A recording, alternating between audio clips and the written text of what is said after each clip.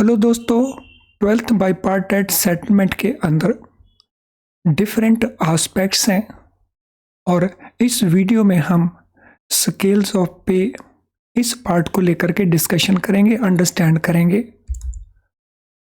नए पे स्केल्स 1 नवंबर 2022 से एप्लीकेबल होंगे क्लरिकल के लिए और सबॉर्डिनेट के लिए। ये स्केल्स क्या क्या हैं उसको हम अंडरस्टैंड कर लेते हैं। तो पहले हम बात करते हैं क्लरिकल स्टाफ की। क्लरिकल स्टाफ का बेसिक पे 24,050 से शुरू होगा and it will reach up to 64,480। So 20 years का ये टोटल स्पैन इसके अंदर रहेगा। जहां तक बात रही इंक्रीमेंट्स की, 24,050 ये बेसिक है, तो फर्स्ट 3 इंक्रीमेंट्स 1340 पर ईयर के हिसाब से होगा, यानी 1340 रुपये का ये इंक्रीमेंट 3 साल के लिए अवेलेबल रहेगा। हर साल में 1340 रुपये की इंक्रीज। जब हम रीच कर जाएंगे 28,070 के ऊपर इन 3 सालों के अंदर, तो फिर इंक्रीमेंट का अमाउंट होगा 1650 रुपये। सो ये 3 साल तक इंक्रीमेंट एनुअली बनेगा। उसके बाद हम रीच कर जाएंगे 33,020 के ऊपर, तो यहाँ पे 2,000 रुपीज़ का इंक्रीमेंट होगा जो 4 ईयर्स के लिए एनुअली हमें मिलेगा। फिर हम रीच कर जाएंगे 41,020 बेसिक पे के ऊपर और तब 7 इंक्रीमेंट्स एनुअली 2340 रहेंगे। इसके बाद हम रीच कर जाएंगे 57,400 के ऊपर, एक इंक्रीमेंट होगा 4,400 का।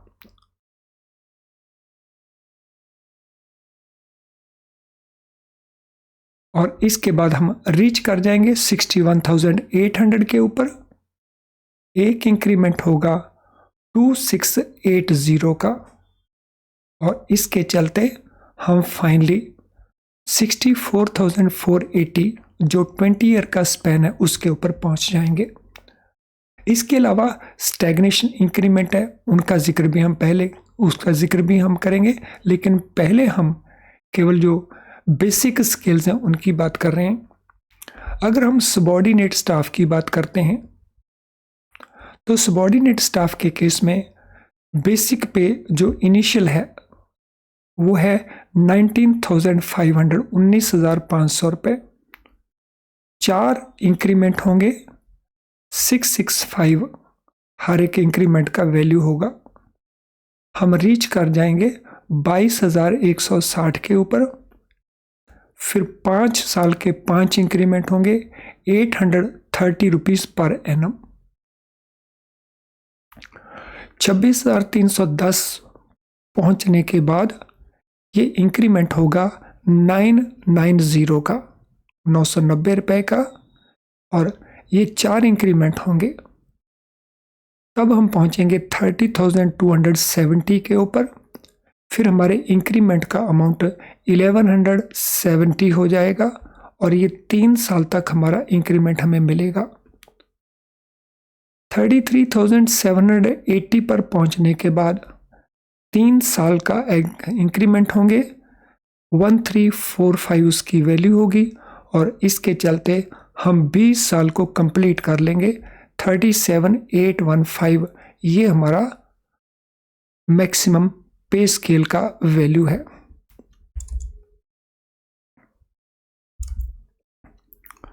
तो ये मैं आपको इस प्रकार से दिखा देता हूं। तो ये हमारा 3 इंक्रीमेंट 1,350 एंड अल्टीमेटली हम 37,815 के ऊपर पहुंच जाएंगे 20 ईयर के लिए। अब इसको लेकर के 2-3 जो इम्पोर्टेंट नोट्स हैं उनको भी अंडरस्टैंड कर लेते हैं। फिटमेंट जो होगा नए स्केल्स में वो स्टेज टू स्टेज बेसिस के ऊपर होगा। अभी मैं उसको समझाऊंगा आपको ये स्टेज टू स्टेज बेसिस के ऊपर कैसे रहेगा। There shall be no change in dates of annual increment. इस फिटमेंट के कारण एनुअल इंक्रीमेंट की जो डेट है उसमें किसी प्रकार का कोई चेंज नहीं होगा। In case of ex serviceman category, तो वो एम्प्लॉय जो एक्स सर्विसमैन कैटेगरी के एम्प्लॉयज हैं जिन्होंने बैंक इस सेटलमेंट की डेट या उसके बाद ज्वाइन किया है, सो उन्होंने 1 नवंबर 2022 या उसके बाद बैंक को ज्वाइन किया है, तो उनके लिए फिटमेंट का रूल क्या रहेगा। उनके लिए फिटमेंट का रूल ये रहेगा,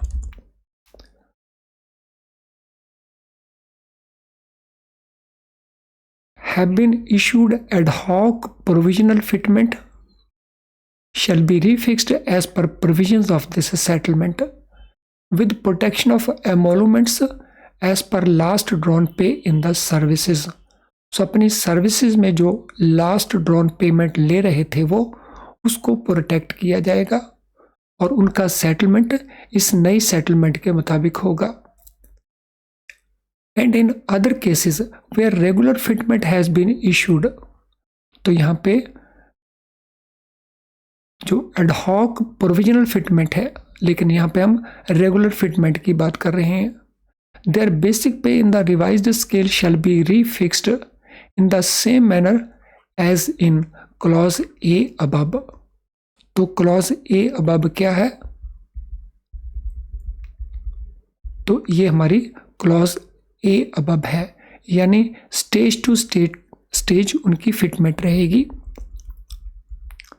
तीसरी सिचुएशन क्या है, in both cases there shall not be any recovery of excess emoluments paid on this account.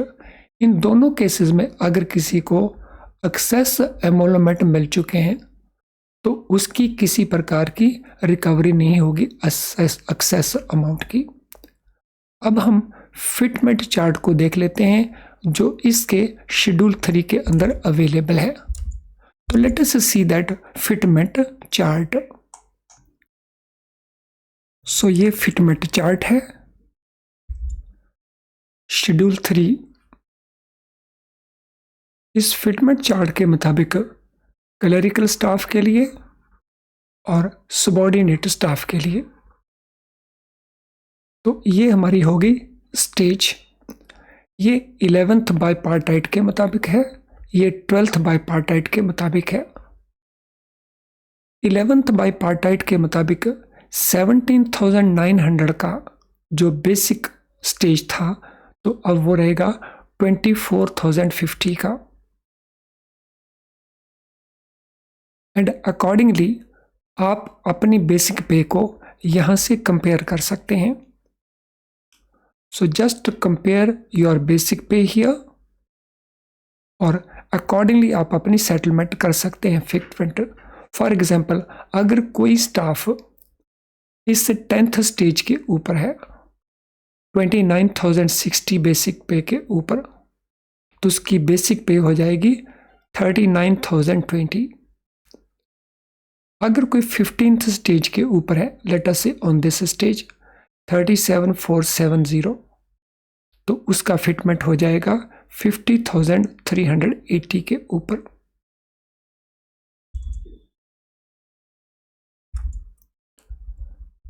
So let us do this 15th stage 37,470, 50,380। 20th stage के ऊपर अगर कोई है 47,920 है, उसका फिटमेंट हो जाएगा 64,480 के ऊपर।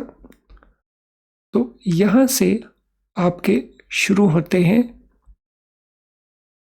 Stagnation increments. स्टैग्नेशन इंक्रीमेंट जो 11th बाईपार्टाइट में 9 इंक्रीमेंट थे 21 से लेके 29, तो अब 12th बाईपार्टाइट में ये हो गए हैं 11। तो यहां से लेकर ये 21st स्टेज है, तो यहाँ तक। तो दिस मीन्स ये 2 एडिशनल इंक्रीमेंट हमें स्टैग्नेशन के लिए मिलेंगे। स्टैग्नेशन के रूल्स क्या हैं वो भी अभी हम अंडरस्टैंड करेंगे।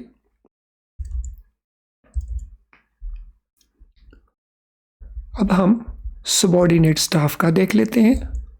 सबॉर्डिनेट स्टाफ के केस में 11th बाइपार्टाइट में 14,500 ये फर्स्ट स्टेज था। अब फर्स्ट स्टेज हो जाएगा 19,500 का। अगर कोई सबॉर्डिनेट स्टाफ इस समय 10th स्टेज के ऊपर है तो 19,575 11th के मुताबिक है। अब उसका बेसिक पे हो जाएगा 26,310। इसी प्रकार से अगर आप 15th स्टेज में हैं तो अगेंस्ट 23,405 हमें ये स्केल फिट हो जाएगा 31,440 के ऊपर। 20th स्टेज वालों के लिए 28,145 के अगेंस्ट ये हो जाएगा 37,815। और इसके बाद हमें स्टैग्नेशन इंक्रीमेंट अवेलेबल है। सो यहां से हमारे स्टैग्नेशन इंक्रीमेंट स्टार्ट होते हैं। तो अगर आप इस समय 25th स्टेज के ऊपर हैं स्टैग्नेशन इंक्रीमेंट लेने के बाद, तो ये 25th स्टेज है, तो ये हमारा नया फिटमेंट हो जाएगा and we will go up to 52,610। पहले जो हम 37,145 तक जा रहे थे, अब हम जाएंगे 52,610 तक। पहले हमारे पास 9 स्टैग्नेशन इंक्रीमेंट्स थे, अब हमारे पास 11 स्टैग्नेशन इंक्रीमेंट्स हैं। अब हम अंडरस्टैंड कर लेते हैं स्टैग्नेशन इंक्रीमेंट्स को। स्टैग्नेशन इंक्रीमेंट्स जो 1 नवंबर 2022 से ये फार्मूला एप्लीकेबल होगा। Clerical and subordinate staff including permanent part time employ on scale wages on reaching maximum in their respective scale of pay shall draw 11 stagnation increment। जैसा हमने chart में देखा है 11 stagnation increment मिलने हैं। और रेट क्या रहेगा इन इंक्रीमेंट्स का? सो रेट इसका रहेगा 26,80 एंड 1,345, यानी क्लरिकल स्टाफ के लिए ये इंक्रीमेंट 2,680 रुपीज़ का होगा और सबॉर्डिनेट स्टाफ के लिए ये इंक्रीमेंट 1,345 रुपीज़ का होगा। स्टैग्नेशन इंक्रीमेंट जो हमें 11 मिलने हैं, यानी स्टैग्नेशन इंक्रीमेंट में हमें कोई इंक्रीमेंट के अमाउंट में कोई वैल्यू इंक्रीज नहीं है। ये मिलेंगे कब? इसमें फ्रीक्वेंसी रहेगी हमारी 2 साल from date of reaching maximum of their scale as aforesaid। तो जब भी कोई एम्प्लॉइज 20 साल के मैक्सिमम स्केल के ऊपर पहुंच जाएगा तो हर 2 साल में उसको ये एक इंक्रीमेंट मिलने वाला है। प्रोवाइडेड फर्दर दैट क्लरिकल सब staff including permanent scale already in receipt of 9 stagnation increment. अगर आप ऑलरेडी 9 स्टैग्नेशन इंक्रीमेंट ले चुके हैं तो 10th स्टैग्नेशन इंक्रीमेंट हमें कब से मिलेगा? 1 नवंबर 2022 या 2 years after receiving the 9th stagnation increment. तो अगर हम ऑलरेडी पहुंच चुके हैं तो उस केस में अगर पहुंचना हमारा 2 साल से ज़्यादा हो चुका है, लेट अस से कि हम इसमें डेट लेते हैं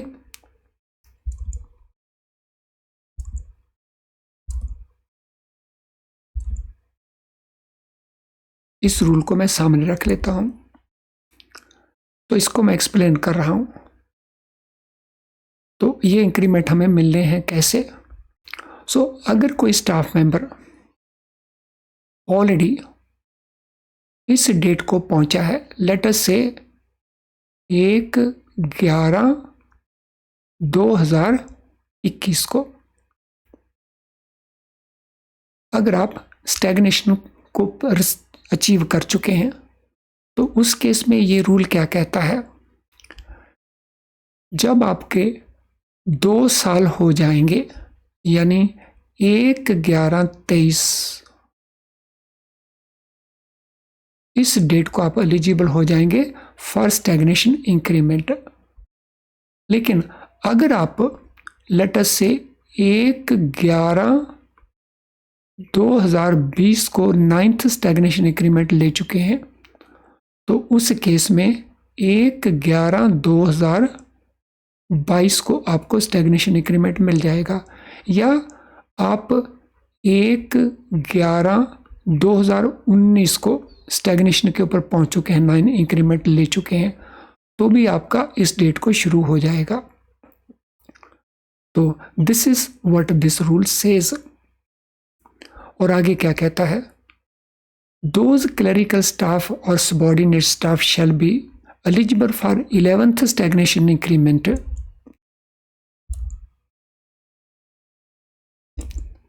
from 1st November 2022 or 4 years after receiving 9th stagnation increment whichever is earlier।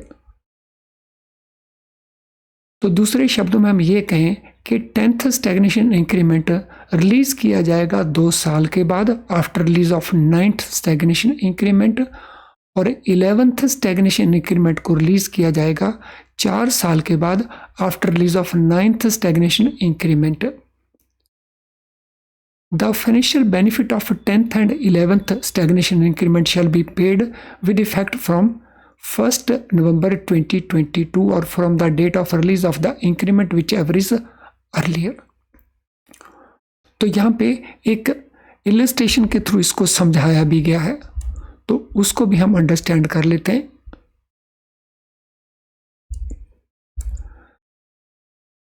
Clerical और subordinate staff who are in receipt of 9th stagnation increment from November 2018 और बिफोर, अगर किसी स्टाफ मेंबर को 9th स्टैग्नेशन इंक्रीमेंट मिला नवंबर 2018 या उससे पहले, तो इसको 11th स्टैग्नेशन इंक्रीमेंट इस डेट से मिल जाएगा 1/11/2022 से।